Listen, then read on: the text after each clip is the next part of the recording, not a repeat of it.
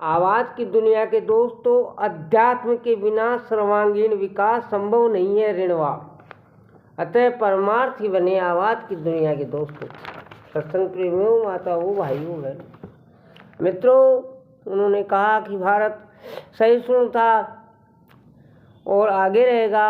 भारत देश भाईचारे के लिए जाना जाता है और भारतीय संस्कृति विश्व की सर्वश्रेष्ठ संस्कृति है।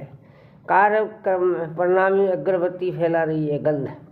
घनश्याम जी तिवारी, विधायक सांगनेर। या खुदा कैसे जमाने आ गए, फैसला कातिल सुनाने आ गए। आप सब इतने गमगीन क्यों हैं? मेरा मानिए तो अपने को सबसे सुखी प्राणी मान उदास रहना छोड़ दीजिए। अपनी सोच को इतना नकारात्मक मत बनाइए कि दुख ही नियति बन जाए और इसी में खो जाएं। महत्वाकांक्षा इन लोग हैं दुनिया में जो हमसे ज़्यादा दुखी हैं, तो क्या वे जीना छोड़ देते हैं? कठिनाइयों का सामना करने का हौसला रखना होगा। हर व्यक्ति को अपनी लड़ाइयाँ खुद लड़नी पड़ती है।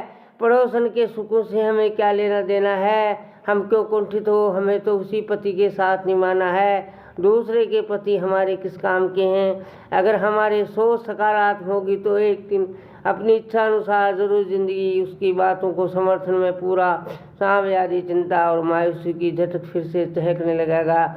इसलिए आत्मविश्वास और उत्साह में भरा गया था और सच है कि चिंता मुक्त हो सोच समग्र आत्मविश्वास से लिया गया फैसला ही जीवन के आलम की ओर सुखी बनता है।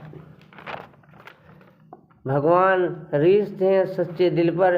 इस संदर्भ में भोलू की खुदा दोस्ती की दास्ता बड़ी मार्मिक है। प्रतिदिन भोलू भेड़ बकरियां चराने निकल पड़ता, मखमली घास में उन्हें छोड़ देता, तब मस्ती सेवक से विचरण करता, खुले आसमान में निहारते नीली छतरी वाले से मनमोजी बातों में मशगूल होकर कहता, और खुदा दोस्त जरा जमी पे तो आओ मेरे साथ खेलो, मैं तुम्हें हरी भरी वादियों में घुमाऊंगा, मुरली की मधुर तान से बहलाऊंगा, आदि आदि। एक दिन रास्ते गुजरते हुए पंडित जी ने ऊपर वाले से उसका वार्तालाप सुन पूछा, ए बच्चे क्या बड़ा बड़ा रहे हो? भोलेपन से भोलू बोला, मैं तो खुद दोस्त से बातें कर रहा हूँ। पंडित जी ने डांटते हुए कहा, भगवान से ऐसे थोड़ी बातें की जाती है, चल मैं तुझे बातें कराना सिखाता हूँ। और पंडित जी संस्कृत के श्लोक रटा कर चल दिए। पर बेचारा भोलू मंत्र रास्ते रास्ते में झंखार मायूस हो गया। इधर रात को पंडित जी के सपने में भगवान जो आए वे बोले, आज तुमने बड़ी भूल की है। पंडित जी ने कहा, नहीं भगवान, मैंने तो पुण्य का काम किया है, एक बच्चे को आपसे वार्ता करना सिखाया है। भगवान बोले, तूने उसकी बोलती ही बंद कर दी। सभी अपना ही दुख सुनाते हैं, पर भोलू दिल की बातों से अब भी कभी कभी उसकी बेमीठी मीठी तोतली बातें सुन ही पाऊंगा। कहाँ का सार यही है कि भगवान को विद्वत्तापूर्ण श्लोकों से नहीं बल्कि साफ सच्चे दिल की बातों से रिझाया जा सकता है। जिनमें अकेले चलने का हौसला होता है, उनके पीछे एक दिन काफिले होते हैं। आवाज़ की दुनिया के दोस्तों, त्वचा रूपी थैली में भरे हैं हड्डी मांस रक्त। सज्जनों, शरीर की रचना को यदि देखा जाए तो ये ऐसी जैसे पतली थैली त्वचा के अंदर ही हड्डी मांस आदि भरे हों। थैली लचीली है, इस भरे मोटीरियल आदि कम हो जाते हैं तो ये थैली सिकुड़ जाती है, ज़्यादा हो जाते हैं तो फैल जाती है। दूसरे शब्दों में गुब्बारे वाला हाल है इसका। ज़्यादा हवा भरो तो गुब्बारा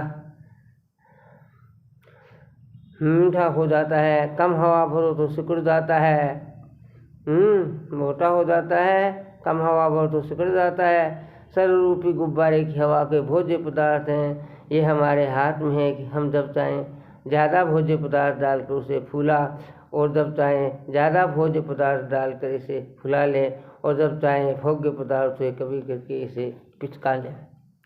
सज्जनों, कहने का भाव ये नहीं है कि हम फुलाने पिचकाने में लगे रहें।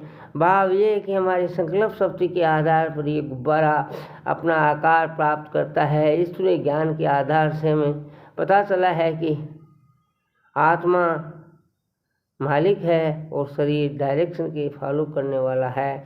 मुसीबत सब पर आती है, कोई बिखर जाता है और कोई निखर जाता है। सब्सक्राइब फ्री है, कतई बार ला दें।